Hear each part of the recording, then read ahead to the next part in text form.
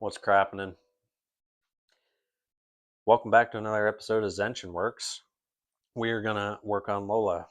We're not going to do any performance upgrades, but there is something I want to tell you guys about at the end.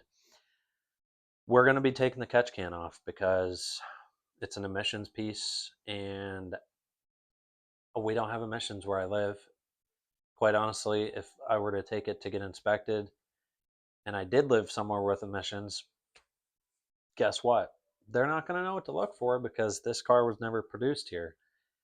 But yeah, we're going to take the charcoal canister off and then we're going to have to vent it somewhere to atmosphere. But for right now, I don't have a jack to get this thing jacked up. The line, the vacuum line or the vent line goes from the gas tank to the charcoal canister up front here. I need to jack it up and vent it somewhere, not in the engine bay. But for now, for today, we're going to take that thing off. You don't need it. Get you in here, show you what's going on. We got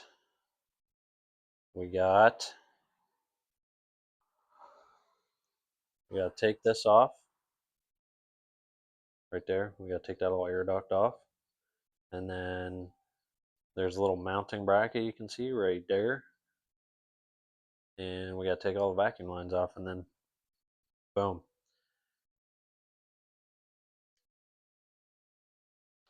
First things first, you gotta go.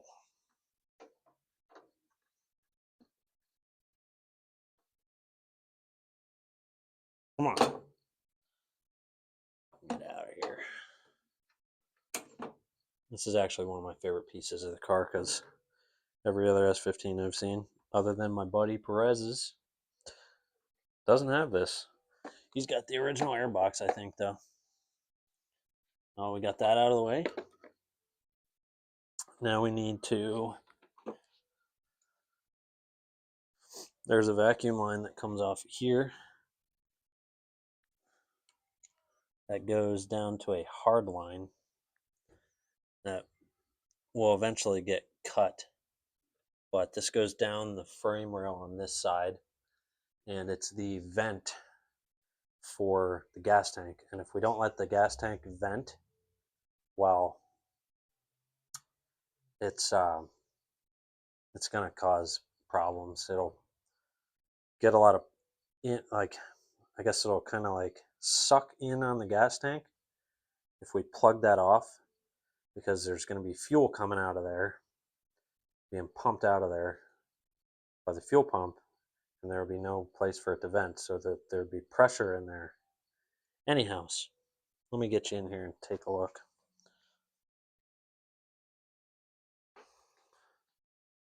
Oh, this is the charcoal canister in question, and this is the line that goes down all the way to here. It connects to a hard line. Eventually I will cut that off, but like I said, that goes all the way back frame rail somewhere. I gotta find it. But we just take this little vacuum line off, and then there's a vacuum line that goes over from here all the way over to all the way across here to this is a solenoid that lets the vented gas go from the charcoal canister into this solenoid, goes in here, and then it comes out the bottom and ties into the manifold. So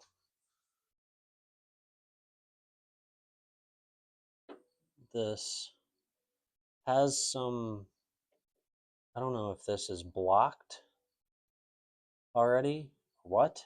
I assume not. I assume this is a one-way valve that lets gases go in but doesn't let gases come out, because it's boosted, so this is going to be above atmospheric pressure.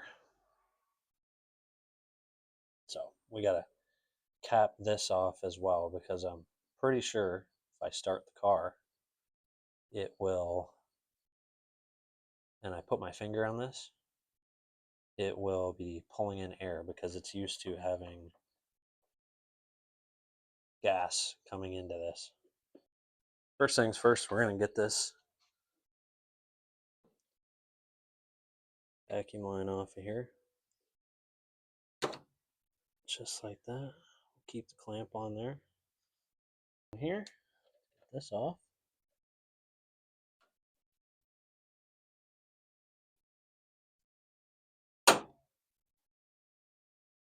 Then you come out of your hole.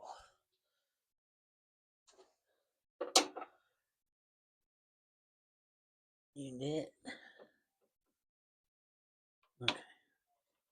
Go back down into your little clampy thing. Come on. Wow. That's crazy. Did pop out of the you know how brake lines have like little mounting brackets that kind of like cup. It's just pressed in there, so I'm gonna press it back down because this is going to be essentially my gas tank vent. Got this removed. And there was another line, so this sits in there like that, right?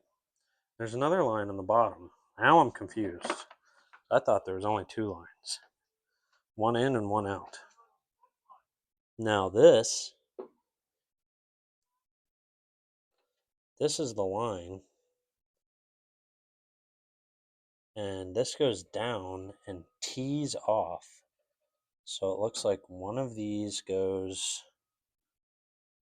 to a hard line here, right there. You can see it moving. And then another one goes like through the front of the body frame. Let me get a light in there. So see how that goes down and then it tees like this piece right here goes back. And then this piece over here to the left goes down through the body. I don't know why that does that. Let me see if it's... Hold on. Let me see under the car. With that canister out of there, we can take off this vacuum hose from this solenoid here. There we go. Actually get my thumb behind the line. This thing was in there. I'm going to save all this. I'm going to save all this for a couple reasons. And save all this stuff for a couple reasons. One, if I ever go back to Japan, we need to be able to put this back on because it won't pass emissions or your JCI or Japanese compulsory inspection thing. I don't know exactly what it's called, but it won't pass. So I'm going to keep all this stuff in a box somewhere. And we've kind of hit a roadblock because I got to start the car and I need to, I need to see if this is going to pull vacuum. If that's pulling, if that's a one-way valve and it's going to open because of the pressure, I'm probably just going to end up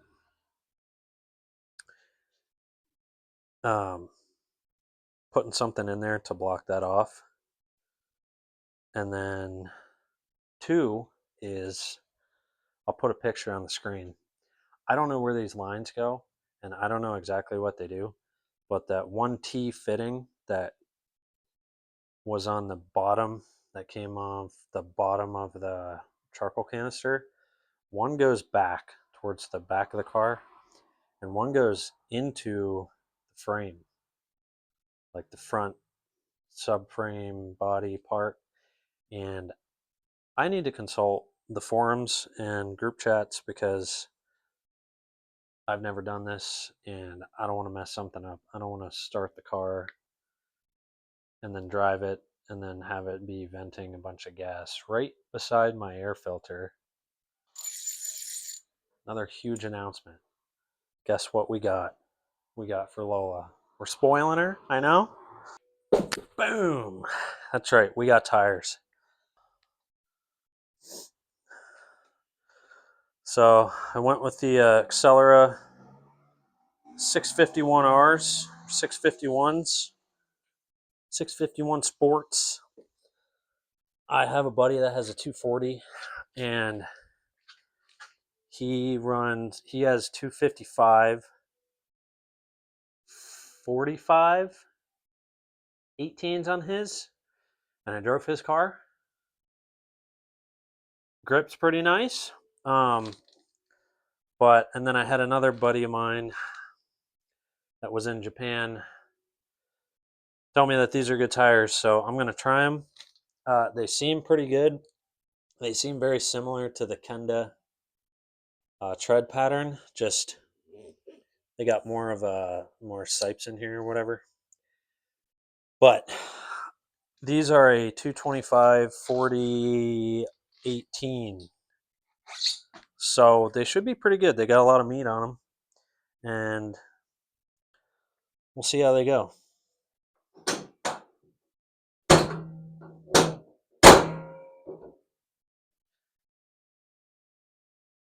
If you guys know anything about these headlights, let me know. They're 78 Works V2 headlights for the S15, and I haven't done any troubleshooting, but the symptoms are it both now. It was just the passenger side, but now both the driver's side and passenger side blink while I'm driving. I don't know if it's a power issue, if it's a power delivery, like it's not getting enough current, or what. I'm gonna try and put power to the plugs, and it's only the low beams. It's not the high beams, which is odd. And it's only while I'm driving. If I'm idling, it's fine when I first start the car, but then after, it will, after I start driving, it'll blink. And then even if I come to a stop, they'll keep blinking. So I don't know if maybe the HID bulb is starting to go. I don't know. I didn't wire them in. They came with the car. But if you have any tips, tricks, advice on how to get them to keep working properly, slide in the comment section because I need your help. That's it for this week's episode of Zenshin Works. We kind of really didn't get to a completion point, but hey, we got the canister, we got the charcoal canister out, and we also got vacuum lines removed. And I'll be back next week to hopefully get the hard lines out of there, and hopefully someone in the forums knows why that vacuum line is teed off. Thank you guys for watching, and I'll catch you next week.